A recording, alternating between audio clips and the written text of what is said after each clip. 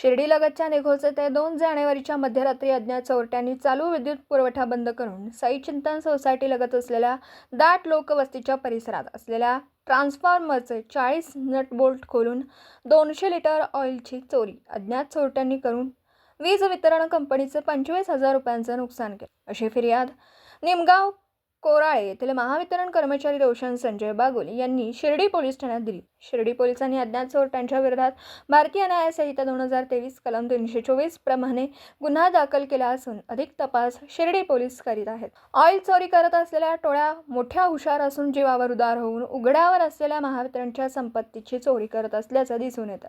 या टोळीला गजाआड करावं अशी मागणी केली जाते। दिवसभरातील घडामोडींचा आढावा घेण्यासाठी पाहत रहा N24 मराठी न्यूज चॅनल।